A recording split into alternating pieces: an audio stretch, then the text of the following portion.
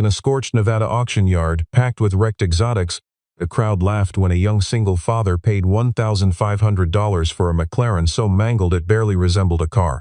The nose was compressed into folded carbon and fractured aluminum. The VIN plate had been scratched down to bare metal. The engine had seized from an oil fire. Every dealer called it expensive scrap.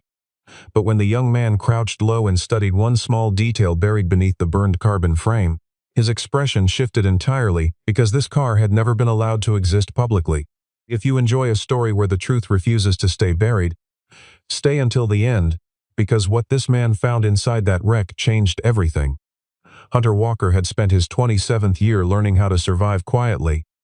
He stood 6 feet 2, broad across the shoulders, with close-cropped brown hair and a face that might have been handsome if exhaustion had not settled into the lines around his eyes.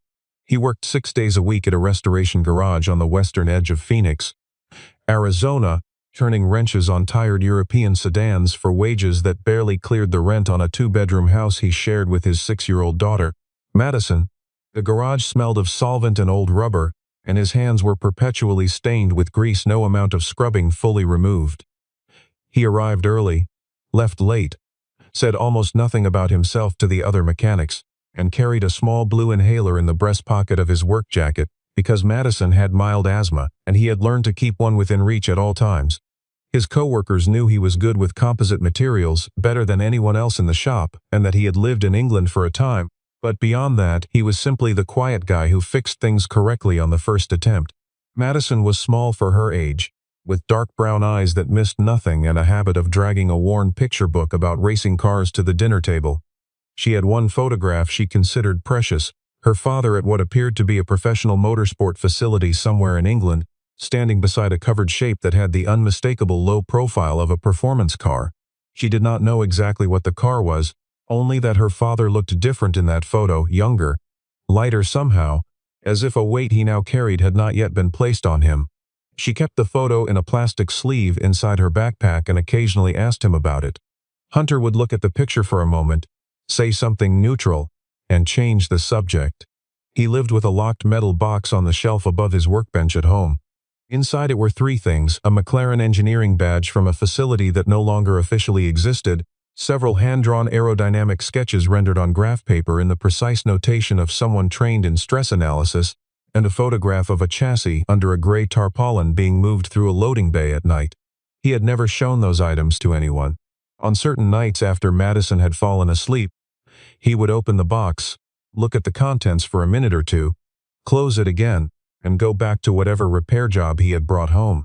The other mechanics at the garage assumed he had been a technician somewhere in Europe. They were not wrong.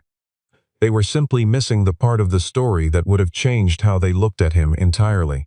The auction took place on a Thursday in early October at an impound and salvage yard outside Henderson, Nevada. An insurance company was liquidating a large lot of total loss exotics, Ferraris with crushed rooflines, a Lamborghini that had met a concrete barrier at highway speed, 2 Porsches that had been recovered from a flooding event in California. The lot had drawn a crowd of dealers, flippers, and parts brokers who worked the salvage circuit from Las Vegas to Los Angeles. Hunter had driven up from Phoenix the night before in his old pickup, slept 4 hours in a motel off the highway, and arrived at the yard before the gates opened. He had seen the lot listing online 3 days earlier. One line item had made him set his coffee down and read it a second time. Evelyn Carter arrived in a black SUV with tinted windows and stepped out looking like someone who had never purchased anything at a salvage auction in her life.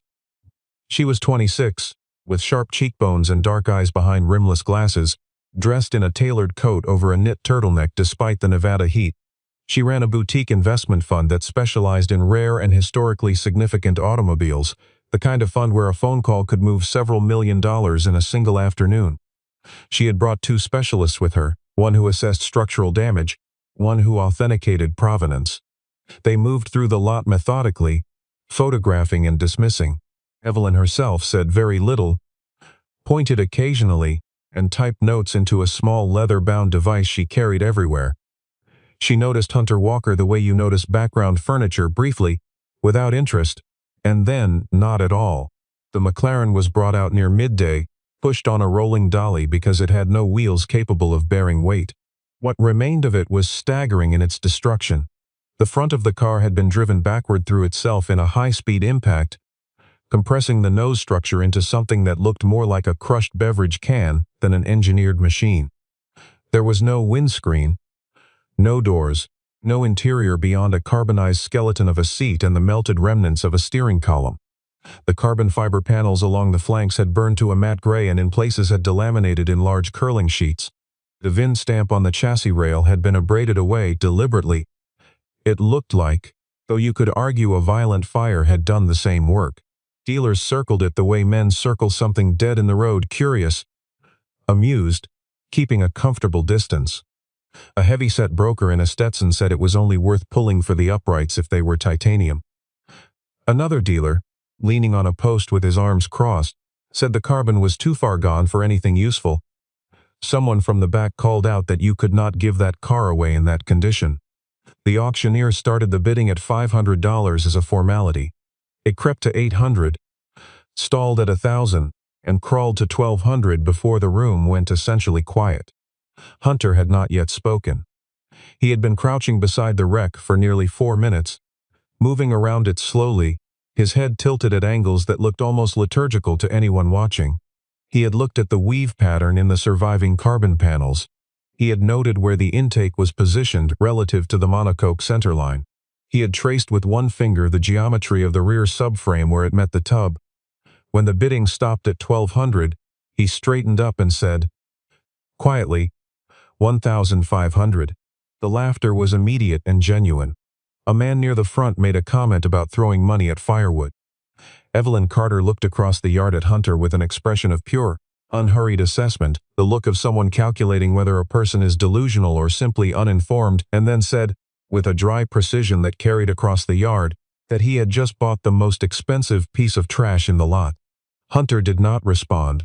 He was watching the dolly as it was wheeled past him toward the holding area, and when the wreck rolled by at arm's length, he saw it, barely visible beneath the outermost layer of carbonized fiber, in a location that would mean nothing to anyone who had not spent years working inside a very specific facility in Woking, England, was a stenciled alphanumeric code. 2 letters and 2 numbers. XP17. His pulse accelerated in a way it had not in years. There is a particular kind of memory that does not live in the mind the way ordinary recollections do. It lives somewhere in the nervous system, encoded in the body alongside the motions and habits of work done intensively for a significant period of life. Hunter Walker had been 22 years old when he joined McLaren's composite development team as a junior technician, fresh from a vocational engineering program in Bristol. He had been recruited for his exceptional spatial reasoning and his already unusual understanding of carbon fiber behavior under thermal and mechanical stress. The facility where he worked was not the public-facing factory in Woking that appeared in magazine profiles.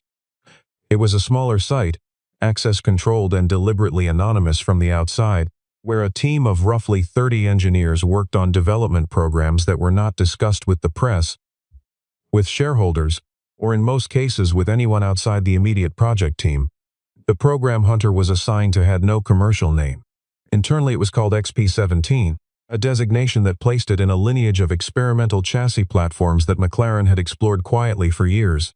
The objective was a hypercar that pushed beyond the P1 in specific measurable ways: lighter overall mass, a revised hybrid architecture that reduced the thermal load on the battery pack during sustained performance driving, and a monocoque tub built using layering techniques that the composites team, including Hunter, had developed over the preceding 2 years. The car was never meant to go into production in the near term. It was a proof of concept for technologies that might eventually migrate into a commercial platform 5 or 7 years later. 2 complete chassis had been constructed. Hunter had worked on both of them, running stress analysis on the tub sections and the suspension pickup points, logging data in spreadsheets that he was required to store only on the facility's internal servers and never transport outside the building. The program ended abruptly in the aftermath of a test accident that occurred at a private circuit in the south of England during a night run. The details of the accident were tightly controlled by the company's legal and communications teams. What Hunter and his colleagues were told was minimal. The test vehicle had sustained critical damage, the program was being suspended pending review, and their assignments were being restructured. Within 8 weeks, Hunter's contract had not been renewed. He was given no specific reason beyond a restructuring of the composites department. His UK work authorization lapsed shortly afterward because it had been tied to the employment. He had been seeing a woman named Claire, who became pregnant and who had always said she would not raise a child outside the UK if Hunter could not secure stable residency. When Madison was 3 months old and Hunter was back in the United States with no job, no visa, and no clear path forward, Claire stopped returning his calls. He had been living in Phoenix for 4 years now, and on the nights he thought about England at all, it was not with bitterness. It was with the specific heaviness of a person who once stood close to something extraordinary and then watched the door close in front of them without ever fully understanding why. He stood in the garage he rented on weekends for personal projects, a narrow unit in a shared industrial space near Tempe, and looked at the McLaren wreck on his rented dolly in the center of the floor, and he said quietly to no one at all, "There is no way you are still here." The first phase of disassembly took 2 weekends. Hunter worked methodically, removing the burned and delaminated outer carbon panels with the care of someone handling archaeological material rather than industrial waste. Beneath the destruction was structure. The inner tub, protected from the worst of the fire by the outer skin, retained enough integrity to read. Hunter had brought his old composite analysis tools from storage, a fiber optic inspection scope, portable UV light array, and a laptop running a CAD program he had used professionally nearly 5 years before. What he found under the burned exterior confirmed what his body had already understood the moment he saw the weave pattern at the auction. The subframe geometry was wrong for any production McLaren. Wrong meaning, it had never appeared in any production McLaren. The titanium lattice inserts at the rear suspension pickup points used a fabrication method that McLaren had developed internally and never licensed or disclosed externally. The mounting geometry of the cooling architecture in the engine bay, substantially destroyed though it was, followed a layout that existed in none of the service documentation for any car the company had ever sold to the public. When Hunter brought his findings to the other mechanics at his regular garage, their response was exactly what he had expected and feared simultaneously. The senior tech, a decent man named Ray who had been fixing European cars for 30 years and prided himself on calling things straight, told Hunter without cruelty that prototype McLarens did not surface at Nevada insurance auctions for $1,500, and that if this were genuinely a factory development vehicle, the manufacturer would have recovered it long before it reached an auction lot. A younger mechanic said it more bluntly, "Hunter, you bought a burned McLaren and you're telling yourself a story." Hunter did not argue. He went back to work. Evelyn Carter came to the industrial complex 2 weeks after the auction to pick up a set of Porsche control arms she had purchased from another lot in the same auction. She found Hunter in his unit when she walked past the open bay door, and she stopped. He had the McLaren's rear subframe inverted on a workbench and was photographing individual welds under a magnifying light. Evelyn stood in the doorway for a moment, looked at the remains of the car, looked at Hunter, and said with something that was not quite contempt but lived in that general neighborhood that he was attempting to turn garbage into a lottery ticket. Hunter looked up at her briefly, said nothing, and returned to photographing the weld. She watched him for another 10 seconds. Then she left. Madison had started sitting in the garage on Saturday afternoons, doing her reading assignments on a folding chair with a cup of juice while her father worked. She had asked twice now what the car was and why it was important, and Hunter had told her the simplest version he could construct, that he thought the car might be something very rare, something nobody else had recognized. The second time she asked, she had looked at him with her dark, serious eyes and said, "Daddy, if the car is really special, what happens?" And Hunter had looked at her for a moment before answering. He said, "Then maybe this is our last good chance at something." He said it quietly and he did not explain further, and Madison nodded as if she understood more than he had said, which in certain ways she did. Hunter spent 3 weeks on the serial number problem. The XP17 identifier he had spotted under the carbon at the auction was a surface marking significant, but not irrefutable on its own. What he needed was the laser-embedded chassis serial that McLaren's Advanced Technologies division had used on both XP17 chassis, etched into the tub structure at a depth visible only under UV examination of the raw fiber, techniques so labor-intensive that it had been applied to fewer than a dozen vehicles ever constructed at that facility. The fire and impact damage had compromised large sections of the tub surface, and the serial was not intact. He could read fragments. He could read enough to know it was there. but the full sequence required reconstruction. He spent evenings at the kitchen table after Madison was asleep, working through carbon fiber diffraction patterns on his laptop, correlating what the UV scanner showed against what he remembered of the documentation format from his time in Woking. He was going on memory, on professional instinct, and on the physical evidence in front of him, and the combination was telling him clearly what his rational mind kept trying to modulate with caution. Meanwhile, the rent for the industrial unit was 30 days behind. Madison's prescription had gone up in cost since the summer, and he had been stretching her refills further than was medically ideal. The garage owner had left a note on the door asking when the wreck was being moved. Hunter looked at the note, folded it, put it in his pocket, and went back to work on the tub. He had reached out to 6 people from his time in the composites industry in England. 5 had not responded at all. 1, an older structural engineer named George Calloway, who had worked at the Advanced Development Facility before Hunter had arrived, and who had since retired to a village in Shropshire, replied to his email at 11 the following morning. Hunter sent him a carefully curated set of photographs, nothing that identified the car's location or his own name, just the structural details, the weave patterns, the partial serial fragments, the titanium lattice work. Then he went to sleep. His phone rang at 12:40 in the morning. The screen showed a UK number he recognized. He answered. George Calloway's face appeared on the video call against the background of a dark living room, and the man looked as though he had aged 5 years since Hunter last saw him. His face had gone the color of old paper. He said nothing for a moment. Then he said, very quietly, "Hunter, where did you find it?"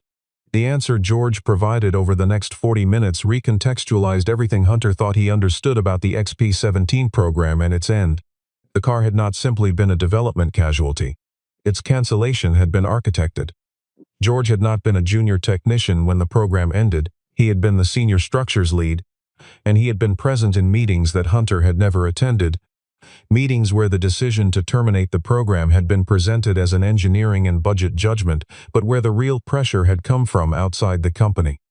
A private investment consortium that had provided development capital for the program had, over the course of 18 months, shifted its position on the technology. The battery cooling architecture that the XP17 team had developed was, by the time the program ended, roughly a decade ahead of what any competing manufacturer was deploying. That technology had enormous value not as part of a McLaren hypercar, but as licensable intellectual property that could be extracted and sold separately if the original program ceased to exist. The accident had been real, but the response to the accident, the speed with which the program was wound down, the comprehensiveness with which all records were scrubbed from accessible databases, the manner in which the composites team was dispersed and their contracts quietly discontinued that had been managed. George had signed an NDA so broad and so specifically punitive that he had never spoken about any of this to anyone. He was speaking now, at nearly 1 in the morning British time, because Hunter had sent him a photograph of a piece of metal that was supposed to have been destroyed. One of the 2 XP17 chassis had been demolished at the facility. That was documented. The second, the one that had survived the night test accident with less damage than was officially recorded, had been loaded into a shipping container in the port of Southampton under a manifest description that listed it as damaged automotive tooling being returned to a supplier in the United States. The container had reached the port of Los Angeles and had then been loaded onto a truck for inland transport. Somewhere in Nevada, the truck had been involved in a collision. The container had been seized by the insurance company handling the freight claim. After that, George did not know. He had assumed the car was gone. He had lived with that assumption for 4.5 years. Hunter sat in his dark garage at 1:15 in the morning, phone in hand, looking at the wreck on the dolly, and he understood now that the company behind the investment consortium that had terminated the XP17 program, the parent company that had applied pressure, extracted the technology, and ensured no one talked, was the same entity that, under a different corporate name, had seeded the automotive investment fund that Evelyn Carter currently ran. He had been cautious about this connection when he first identified it, because it seemed like the kind of coincidence that a person under stress invents to make a narrative feel coherent. But the corporate lineage was there in the public filings if you knew what you were looking at and knew the right original company names to trace forward through a series of acquisitions and restructurings.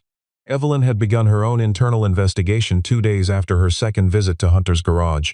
She had gone back to her office and pulled the oldest accessible files on the fund's parent company, documents from before her tenure, before she had been brought in to run the automotive portfolio as a 23-year-old who had been considered prodigiously capable and politically unthreatening. What she found, or rather what she found was missing, troubled her considerably. References to something called the XP Development Initiative appeared in budget records from the relevant period, always in a category labeled Terminated Programs, always cross-referenced to a legal hold file that was no longer accessible under her clearance level. The name XP17 did not appear anywhere in the current database. It had been removed with the kind of specificity that required deliberate action rather than routine archiving. She did not contact Hunter immediately. She needed to understand what she was standing inside before she decided how to move. But she was no longer certain he was delusional, and that uncertainty changed everything about how she was thinking. 3 days later, Hunter arrived at his garage unit at 7 in the morning and found the door standing open. The padlock had been sheared. Inside, the rear section of the McLaren had been moved from where he had left it, not by much, but enough to know someone had searched it. The portable hard drive that contained his UV scans and the reconstructed serial fragments was gone from the shelf where he kept his laptop case. He stood in the doorway for a full minute before he went inside and began assessing what remained. The tools were still there. The tub was still there. The most critical physical evidence, the titanium lattice inserts and the monocoque panels with the embedded serial, had not been taken, possibly because whoever entered had not known precisely what to look for. He called Madison's school to make sure she had arrived. He drove there anyway and sat in the parking lot for 20 minutes watching the entrance before he allowed himself to feel anything other than immediately practical. That evening, when he picked her up and they drove home, Madison showed him that she had his old tablet, the one he used mostly for streaming, the one he had not thought about since she had borrowed it 2 weeks ago to watch a cartoon series in the car. She had it in her backpack. She had taken it home from the garage the previous Saturday and forgotten to return it. On it, in the photo backup folder that auto-synced from his scanner, was a complete copy of every UV scan he had run before the hard drive was taken. He held her for a long time without explaining why. She did not ask. That same evening, working on the tablet with the backed-up scan data restored to his laptop, Hunter located something he had not had the resolution to identify from the damaged portions of the old scans. In the files pulled from the autosync, one of the UV images showed a secondary marking on the inner face of the tub, a marking that was not a serial number but a production sequence identifier, stamped at the assembly stage. It was partial, but it was sufficient. Cross-referenced against George Calloway's description of the two chassis build sequence, it placed this car unambiguously as the second of the two XP17 chassis. The one that had left England. The one that had been in the container. The one that was officially nowhere. He had also, in reviewing files he had kept from his personal work sessions at the facility years ago, backed up to a cloud drive he had nearly forgotten about, found a short video clip. It had been recorded informally by a colleague during a day test session and had migrated into a group chat that Hunter had screenshotted and archived without particular thought at the time. The clip was 47 seconds long. It showed a low-profile prototype car moving through a high-speed corner on a private circuit, and what was visible in the clip was extraordinary even to someone unfamiliar with the engineering. The aerodynamic bodywork was visibly adjusting its profile as the car cornered, the active aero system responding in real time in a way that no production car had approached at the time of filming. More importantly, for Hunter's purposes, the clip was long enough that the chassis code stenciled on the driver's doorsill appeared in frame for approximately 4 seconds. It matched the partial serial on the tub. Evelyn came to him, not as a representative of the fund, not with specialists or legal counsel.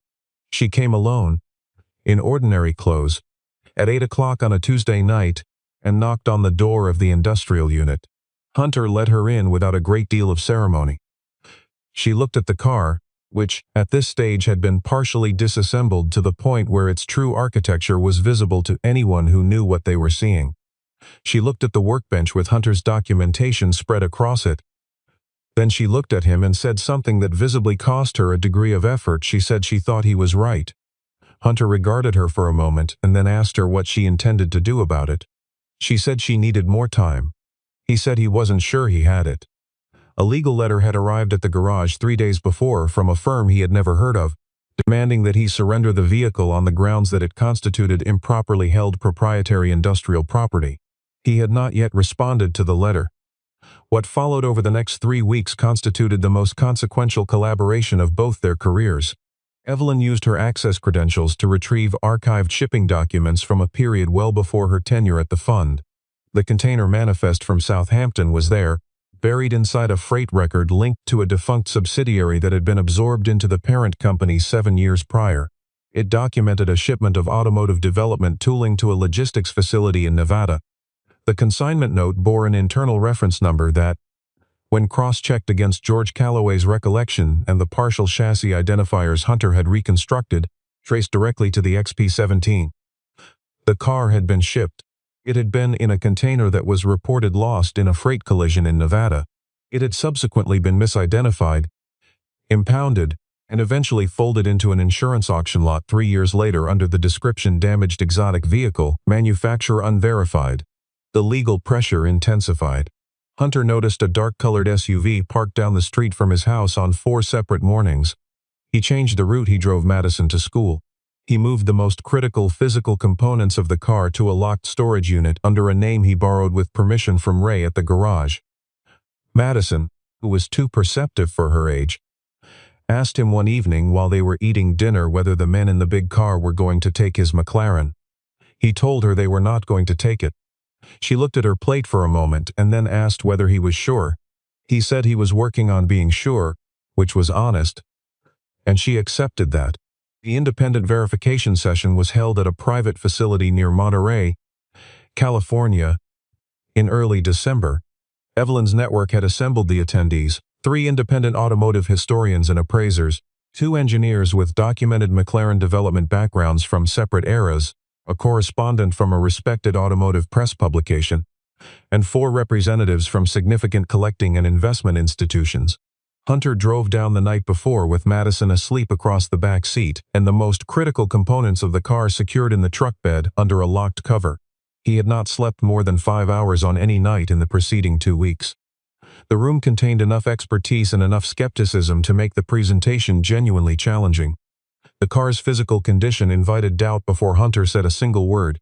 He presented systematically and without drama the monocoque tub geometry, the carbon weave specification and its departure from any known production variant, the reconstructed laser serial and its correlation with the second XP17 chassis in the build sequence, the titanium lattice fabrication method and its provenance in McLaren's internal development documentation, the video clip with the matching chassis identifier. He spoke in the register of someone giving a technical debrief, precise, unembellished, citing his sources. When he finished the presentation, he asked for a moment and reached underneath the driver's side of the tub. He had found the panel 3 weeks earlier. It was a removable access cover, roughly the size of a hardback book, bonded with a titanium fastener system to the lower lateral face of the tub in a location that would have been inaccessible without substantial disassembly. It had survived the fire and the impact in reasonable condition because of its location within the protected interior geometry of the monocoque. Behind it, secured to the inner face of the panel with 2 small bolts, was a plaque of machined titanium approximately 12 centimeters wide and 6 centimeters tall. On it, engraved with what was clearly hand-applied tooling, were the following characters: XP17 experimental prototype, followed by a 2-digit number indicating the build sequence, followed by a McLaren internal facility code that George Calloway had confirmed matched the advanced development site in its final operational configuration. The room stayed quiet for several seconds. Then it did not. A former director of technical programs at McLaren, a man named Edmund Carver who had retired in his late 50s and now consulted for collecting institutions, confirmed from across the room that the plaque format and the facility code were consistent with documentation practice he had personally overseen. He then said, with the careful diction of a man choosing words that would be repeated, "This car was never authorized for public disclosure." That was all he said on the topic. It was enough. The press coverage began the same evening, driven by the automotive correspondent who had been present and who filed her story within 3 hours of the session ending. By the following morning, the story had propagated across every major automotive publication in the English-speaking world. The framing varied in emphasis but not in substance. A lost McLaren development prototype, built to technology specifications years ahead of its commercial contemporaries, had been found in a Nevada salvage auction lot by a former composite technician who had worked on its construction and paid $1,500 for it. The parent company's offer arrived via their legal firm within 72 hours of the press coverage. It was comprehensive and it was large. It involved the transfer of the vehicle along with all documentation and data Hunter had compiled, a permanent non-disclosure agreement covering all aspects of the XP17 program, and a financial settlement that would have changed the material circumstances of Hunter's life in a fundamental and permanent way. He read the offer in his kitchen at the table where Madison did her homework, and he sat with it for a long time. Evelyn came to see him the following day. She sat across the table in his kitchen and told him something she had not said directly before, that she had arrived at the Nevada auction assuming she was in a world she understood completely, and that everything she had assumed about who was competent and who was not, about which judgments were sound and which were wishful thinking, had been wrong in the specific case of Hunter Walker. She said she had spent her career learning to identify value and that she had looked at him and seen a man she found easy to dismiss, and that this had been a failure of perception on her part rather than a judgment his actual conduct had warranted. Hunter listened to this and then asked if she was going to sign the NDA. She said no. Madison had fallen asleep that evening across her father's lap on the couch in the workshop, her book face down beside her and her breathing quiet and even. Hunter sat in the low light with his hand resting on his daughter's shoulder, and he thought about the locked box on the shelf, the badge, the sketches, the photograph of the prototype under its tarpaulin. He thought about what it had meant to him to carry those things for 4 years without being able to explain to anyone why he still kept them. He thought about what it would mean to accept the offer, deposit the money, and watch the story disappear behind another set of sealed files. The alternative was less straightforward and considerably less certain. He thought about Madison asking him if the car was really special. He thought about what he had told her.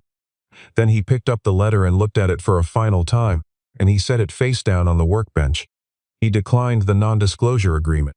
He engaged an attorney, a woman in Scottsdale who handled intellectual property litigation and who had read the news coverage and called him unsolicited, and structured a counter-proposal. The physical car and its documentation would be transferred to a nonprofit automotive heritage trust in exchange for display rights and a compensation that covered his legal fees and a portion of his losses from the previous years. The full history of the XP17 program, including the circumstances of its cancellation, would be disclosed publicly.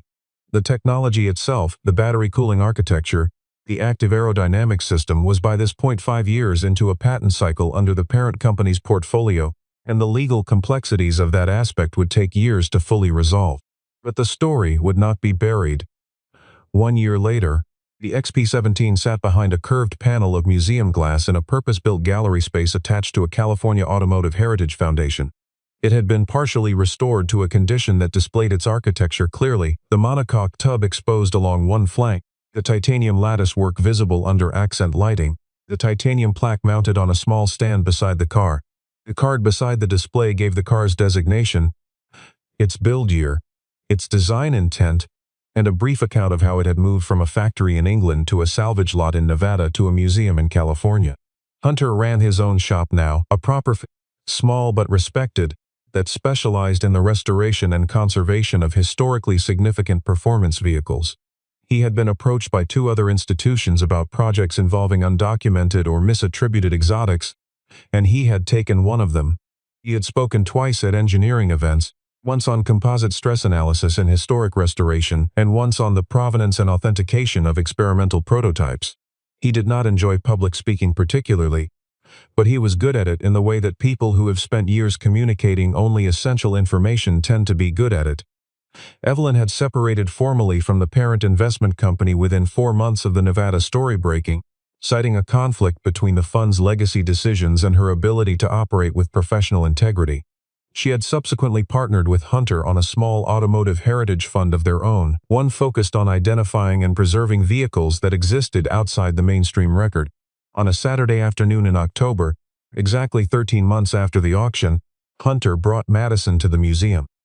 She was 7 now, with her father's observational stillness and her own already forming opinions about everything she encountered. They stood together in front of the display case. The car still looked like something that had been through catastrophic damage, because it had, and the restoration had been honest rather than cosmetic. Madison stood with her hands clasped in front of her and looked at it for a long time. Then she turned and looked up at Hunter and asked, "Daddy, did they finally believe you?" He looked at the car that had arrived at an auction as an anonymous pile of burned aluminum and carbonized fiber, that had carried its identity in layers too deep for most people to bother reaching, that had waited without any option but patience for someone to come along with the right kind of knowledge and the right kind of stubbornness. He put his hand on Madison's shoulder and said, "It doesn't really matter when they believed it. What matters is that I didn't stop." She considered this. She looked back at the car. She appeared to be filing the answer somewhere for later use, in the way that children store things they know they will need again in a different version of the same question further down the years. Hunter stood beside her in the quiet gallery and did not say anything more, because there was nothing more that needed to be said. Sometimes the thing the whole world calls a pile of scrap is simply waiting for the one person patient enough, stubborn enough, and experienced enough to read what it is actually saying. And sometimes that person has been carrying the answer in a locked metal box for 4 years, waiting for the question to find them again.